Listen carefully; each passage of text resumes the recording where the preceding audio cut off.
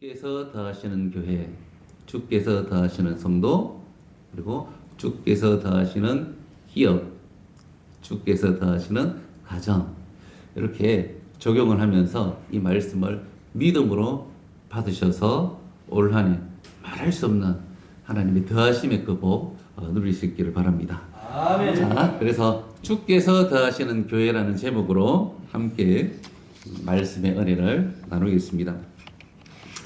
한국인이 세운 최초의 교회가 있습니다. 장로교, 한국 장로교회 최초의 교회이기도 합니다.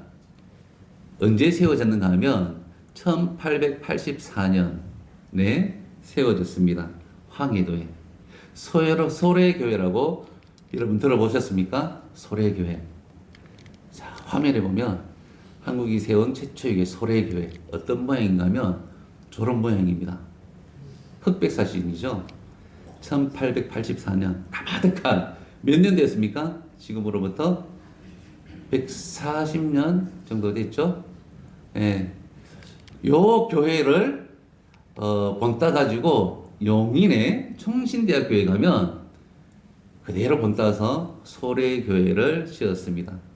제가 신학교 다닐 때에 저기에 가서 기도를 참 많이 했어요. 예, 예배당에 큰 예배당도 있습니다. 교회도 있습니다. 그런데 저기에 밤마다 올라가서 기도하고 하나님께서 주시는 그 사역과 또 미래를 바라보면서 비전을 위하여서 기도했습니다. 그런데 이 소래교회는 어떠한 교회인가 하면 외국인 선교사에 의해서 세워진 교회가 아닙니다. 한국인이 성경을 읽고 자발적으로 모여서 세워진 교회입니다. 서상륜이라고 하는 사람이 만주에서 성경을 접하고 성경을 가져와서 황해도에서 소래마을 거기에서 성경을 읽기 시작하면서 성경 읽기 공동체로 시작되어져서 교회가 세워졌던 것입니다. 그래서 그 이후에 소래교회뿐만 아니라 한국교회는 제도나 건물, 목회자 중심이 아니라 성경 말씀 자체가 교회의 시작이 되어졌고 출발이 되어졌습니다. 그래서 성경을 읽으면서 복음을 깨달았습니다. 그리고 회개하는 일들이 일어났습니다. 자연스럽게 말씀 중심으로 모이는 공동체가 형성이 되어졌던 것입니다. 그러면서 그 이후에 우리 한국교회의 기독교의 문화라고 하면 성경 공부 모임, 그리고 새벽기도 모임, 그리고 성경 통독 모임과 그리고 가정 예배 모임이 일어나기 시작했던 것입니다. 이것이 오늘 영적인 문화 가운데 오늘날 우리 한국교회, 우리 가정에 그대로 답습되고 있다라는 것을 우리는 봅니다. 제가 이 말씀을 묵상하면서 이렇게 좀 삶을 되돌아보았습니다.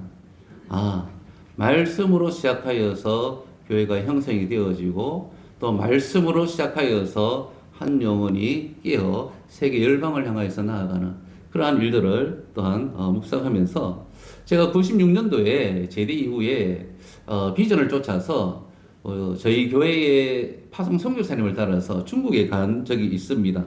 한 달간의 이 여행을 했던 것이죠. 동북 3성, 말하자면 흑룡강성, 요령성, 길림성을 다니면서 교회들을 방문했습니다. 뭐 공산사회이기 때문에 조심스럽게 교회를 방문하면서 선교제 현장들을 돌아보았는데 그때 당시에는 중국의 목사님들이 많지 않았습니다.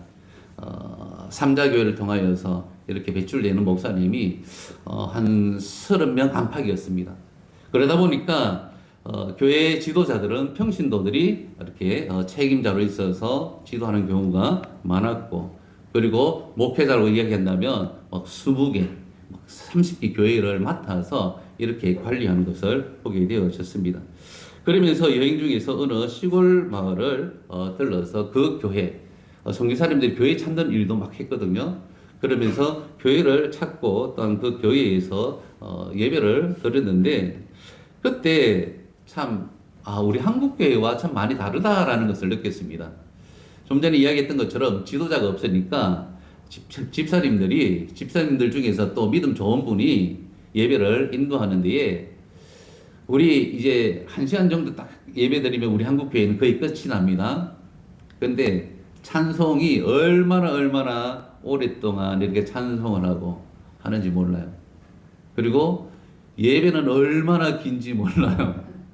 그런데 예배가 설교자가 있어서 설교하는 것이 아니라 집사님이 책임자죠. 지도자 집사님이 앞에 나와서 성경을 읽습니다.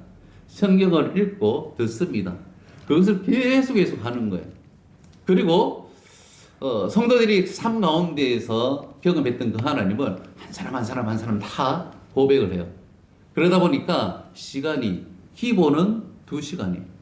그리고 3시간은요, 그냥 성도들이 은혜 받으려고 그냥 눈이 반짝반짝하고 있다라는 것을 봅니다. 그런데 시골인데 거기 모인 성도들이 어디에서 왔는지 이곳저곳에서 모여서 가득 찼다라는 차찬 모습을 보면서 야, 이 중국 교회가 그래도 살아있구나라는 것을 보았습니다.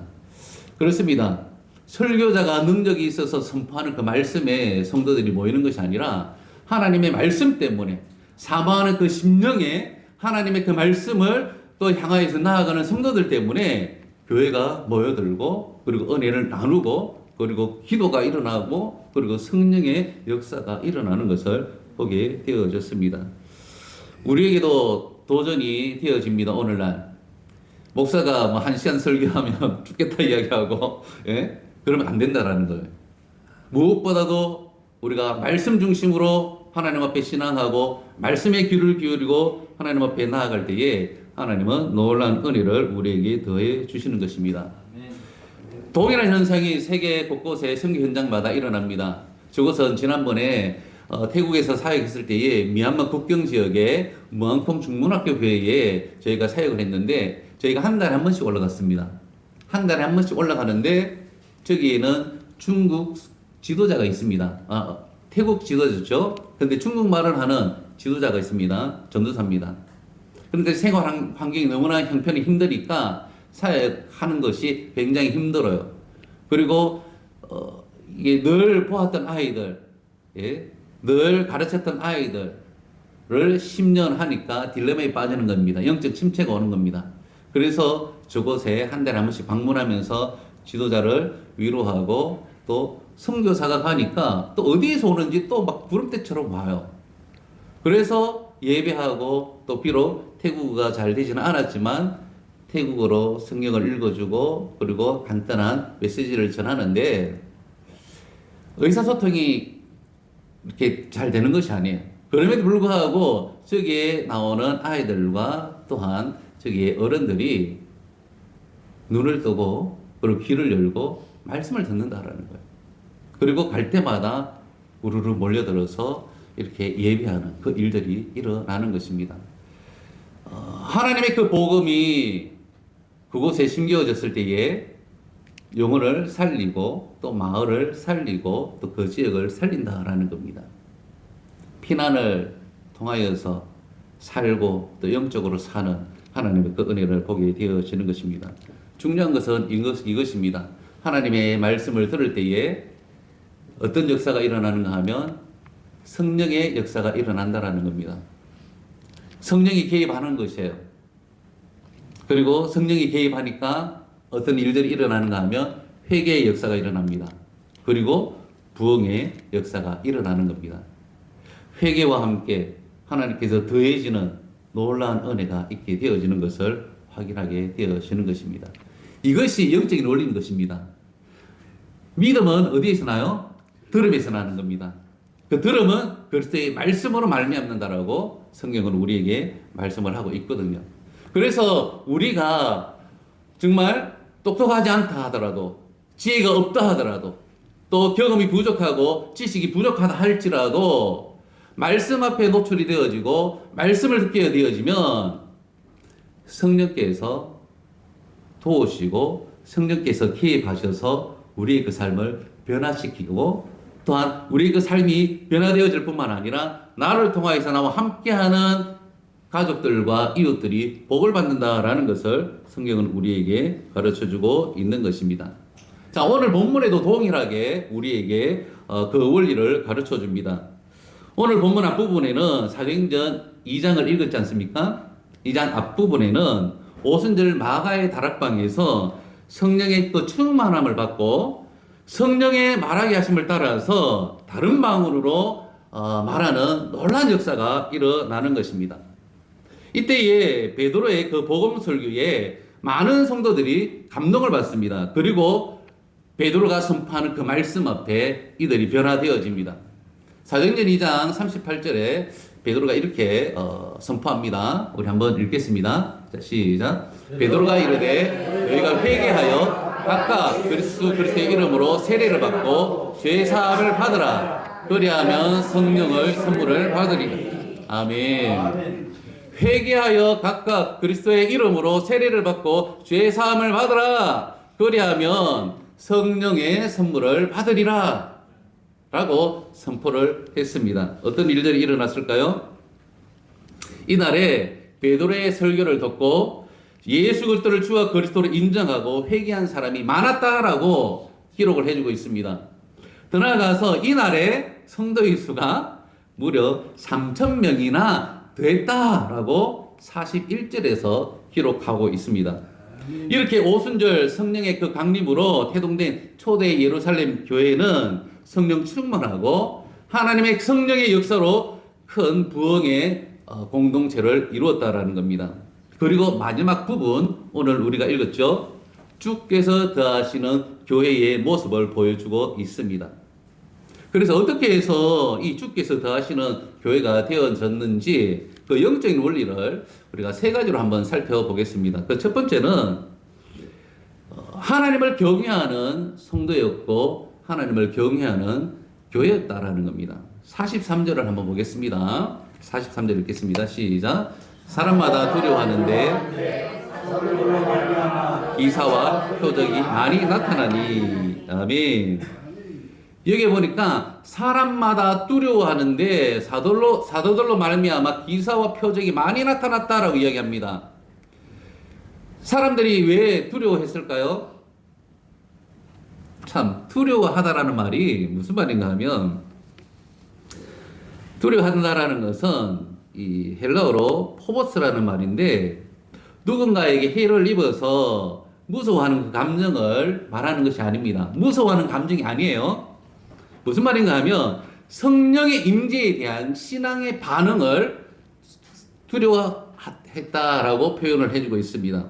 즉 하나님을 공포의 대상으로 생각하는 것이 아니라 하나님의 거룩하심에 대한 경외함을 표현하고 있는 것입니다. 즉 살아 역사하시는 하나님 앞에서 성도들의 그 마음이 겸손해지고 온전히 하나님을 사모하는 모습으로 바뀌어졌다라는 겁니다. 어떻게 해서 하나님을 이렇게 사모하고 그리고 그 하나님을 경외하는 모습이 드러났을까요? 사도들이 복음을 전하잖아요. 전하니까 표적과 기사가 일어납니다. 표적과 기사가 일어나는 것이 중요한 것이 아니라 표적과 기적이 일어나는 것을 보면서 말씀이 맞구나. 하나님의 말씀이 참이로구나. 라는 것을 발견하면서 그 하나님을 경외하게 되는 것입니다. 제가 신앙하면서 참 존경스럽고 또 마음이 정말 이렇게 좀 마음이 가는 분들이 있어요. 교회 목회를 하다 보면 이게 나이 불문하고 어떤 분이에게 그 마음이 가는가 하면 하나님의 말씀을 따라서 순종하고 그리고 하나님의 그 말씀이 진리다라는 것을 믿고 걸어가는 그 분들을 바라보면 존경하는 마음이 생겨요. 야, 배워야 되겠다. 라는 그 마음이 생겨요. 저 표현대로 경외하는 마음이 생긴다라는 것이죠. 왜 그럴까요? 바른 믿음의 삶 때문에. 그 바른 믿음의 그 삶에 뭐가 나타나요? 하나님이 나타나기 때문에. 하나님의 역사가 나타나기 때문에 그분을 존경하게 되어지고 그분을 우리가 사랑하게 되어지는 겁니다. 좀 더 온화한 표현으로는 두려워한다라는 것은 사랑한다라고 표현으로 할 수가 있는 것이에요. 그래서 그렇구나. 하나님의 말씀에 접촉이 되어지고 그 말씀 그대로 삶을 살아서 그 말씀이 드러나는 그런 믿음의 사람들은 바로 내 마음속에서 경외함과 사랑함이 나타나는구나 라는 것을 경험하게 되어집니다. 그래서 이 오늘 말씀에 사람마다 두려워하는데 라고 기록을 하고 있는 거예요. 그래서 초대 예루살렘 교회 온 성도들이 하나님을 경외하는 그러한 성도들이 되었고 하나님을 경외하는 교회가 되어졌다라는 겁니다.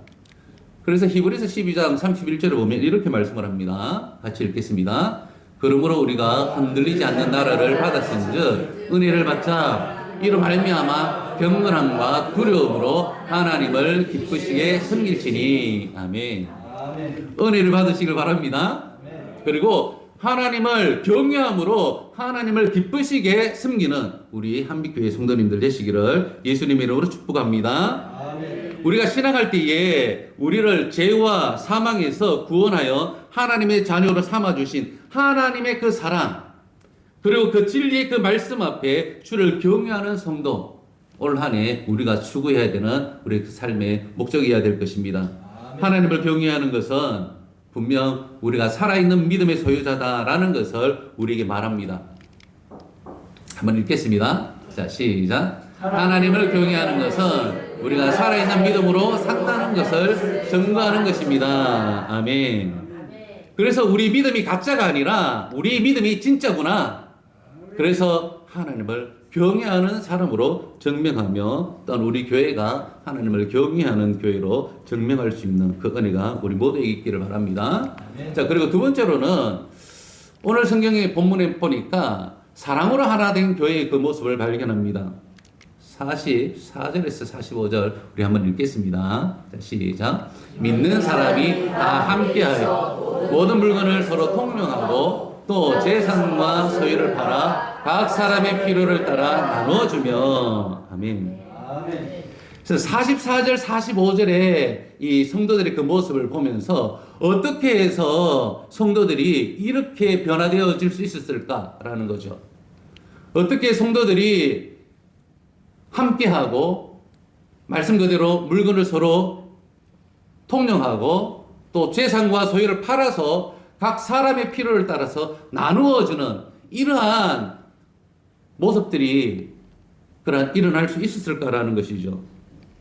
무엇 때문에 이러한 일들이 일어났을까요? 이미 말씀을 다 드렸는데 첫 번째 말씀했던 하나님을 경험하고 하나님을 경외하게 되어지니까 이제는 내 자신에서 내 이웃을 바라보는 눈이 생긴 거예요.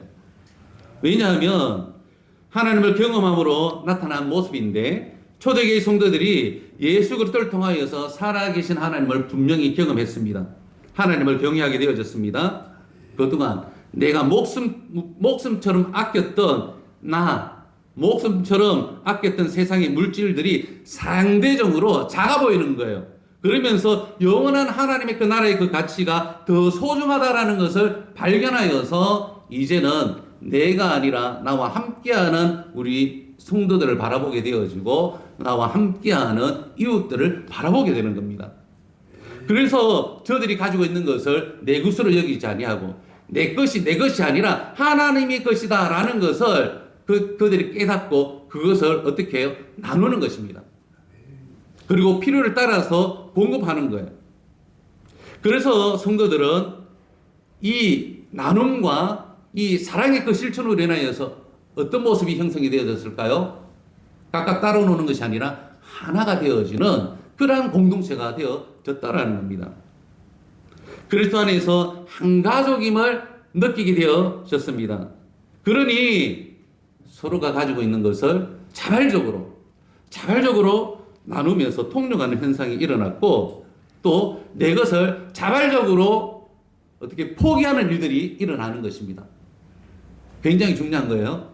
내 것을 포기한다는 것이 억지로가 아니라 누가 시켜서가 아니라 내 안에서 하나님의 성령이 또 하나님이 경험되어지니 그 성령께서 스스로 내려놓게끔 합니다. 그래서 내려놓는 것이 나눔을 통하여서 사랑을 실천함으로 인하여서 함께 더불어서 살아가는 그 은혜를 느끼게 되어졌다라는 것이죠. 그래서 초대교회 성도들의 삶에 어떤 일들이 일어났는가 하면 성경에 보니까 그 뒤에 4장에 보면 자, 이런 일들이 일어나고요. 자, 중요한 것은 사도행전 34장 35절에 보니까 자, 한번 읽겠습니다. 자, 시작. 그 중에 가난한 사람이 없으니 이는 밭과 집에 있는 자다. 그 판 것의 값을 가져다가 사도들 앞에 두매 그들이 각 사람의 필요를 따라 나누어 줌이라. 아멘. 교회에 어떤 일들이 일어났어요? 가난한 사람이 사라졌다라는 거예요. 왜요? 내 것을 자발적으로 포기함으로 말미암아서 그 필요를 따라서 나누니까.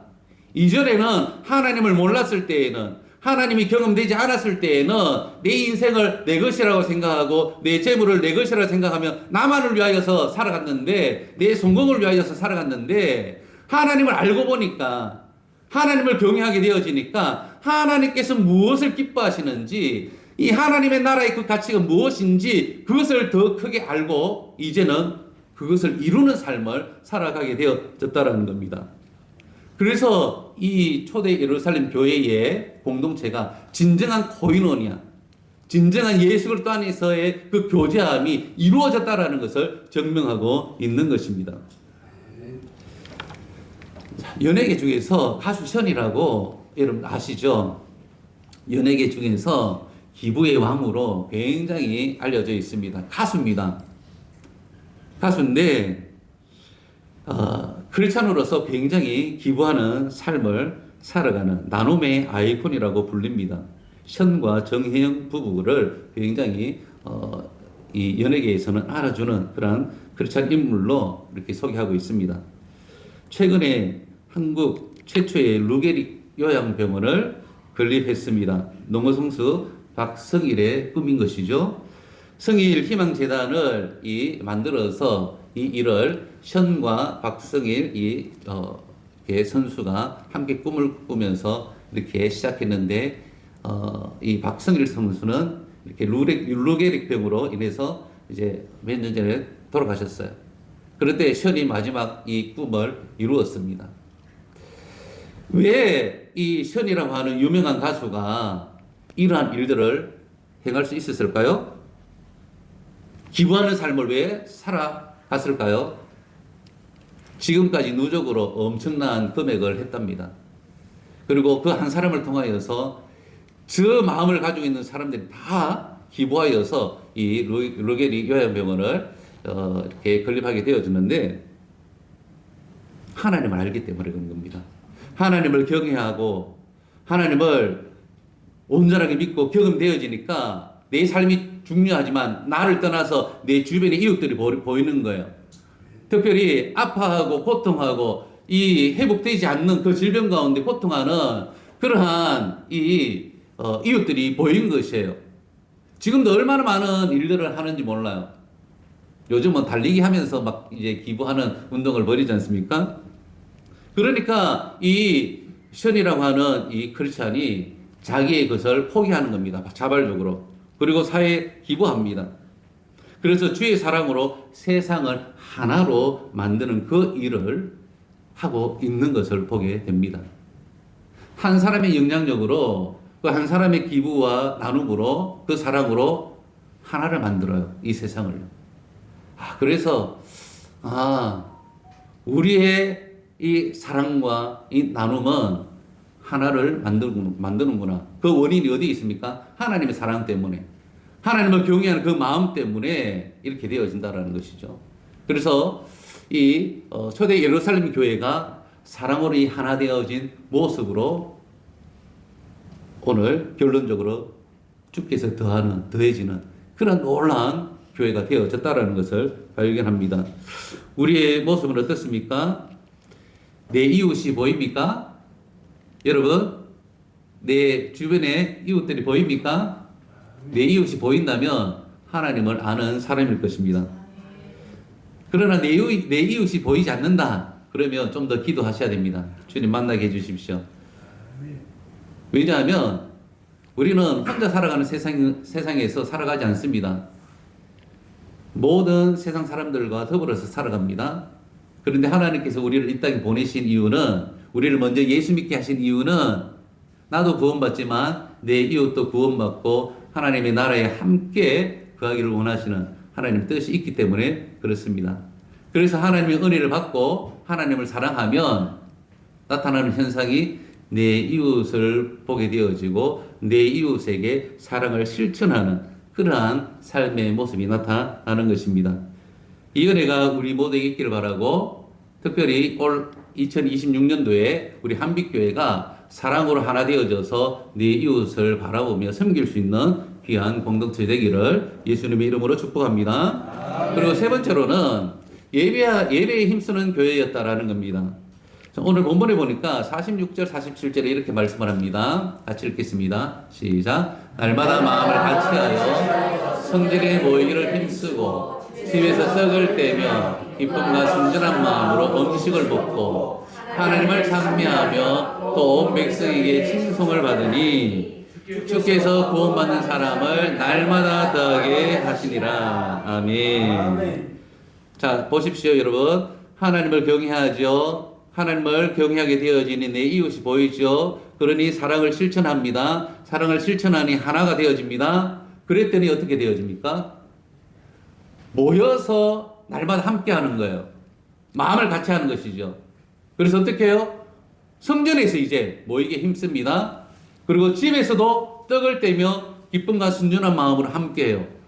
모여서 뭐 하겠어요? 성전에서 하나님을 찬미하고 예배하는 것이죠. 집에서 뭐 하겠습니까? 떡을 뗀다라는 것은 이 그리스도의 그 죽음을 기억하고 성찬과 그리고 가족들과 함께 주의 사랑을 나누는 애찬이 다 포함되어져 있어요.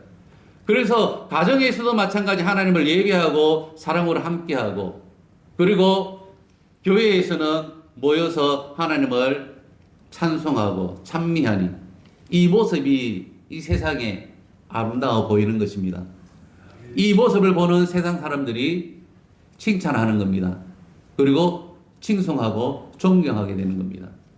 우리 한빛교회가 이러한 은혜가 있기를 간절히 소망합니다. 아멘. 모여서 하나님을 찬송하고 모여서 하나님의 은혜를 나누고 모여서 하나님의 그 사랑을 함께하면서 이 모습들이 나로부터 내 이웃에게 흘러가고 내 가족들에게 흘러가고 그래서 나 외에 나를 바라보고 우리 교회를 바라보는 사람들이 아 정말 교회가 아름답다. 정말 교회가 살아있구나. 하나님의 그 사랑이 홀로 나도 경험되어지는구나. 그래서 이러한 소문들이 우리 각 주변에 흘러가서 그것을 인하여서 주님 앞에 돌아오는 구원의 역사 있게 되어지는 겁니다. 주께서 구원받는 사람이 날마다 더하게 하시니라 라고 하는 이 축복의 말씀은 그냥 되는 것이 아니에요. 하나님의 은혜를 경험하고 그 은혜를 가지고 내 이웃을 바라보면서 더 나아가서 하나님 앞에 예배하는 자의 예배의 그 모습 속에서 하나님께서 더하시는 은혜가 있는 것입니다. 아멘. 여러분에게 권면합니다. 아니 여러분들에게 축복합니다. 주께서 더하시는 은혜가 여러분에게 충만하기를 바랍니다. 아멘. 그러면 여러분들 어떤 삶을 살아가야 될까요? 예수 그리스도 그분이 나를 위하여서 십자가에서 죽으시고 또 나를 위하여서 부활하셔서 부활의 첫 예물가 되신 것을 여러분 믿으십니까? 그리고 다시 오실 그 주님을 소망하십니까? 아멘으로 여러분이 확신했다면 그러면 하나님을 두려워하며 하루하루 삶을 말씀 가운데 살아가시길 바랍니다. 그러면서 나만을 바라보는 것이 아니라 네 이웃을 바라보며 사랑으로 내 것을 내 것으로 여기지 아니하고 실천할 수 있는 여러분 되시기를 간절히 바랍니다. 그러면 어떤 일들이 일어나겠습니까?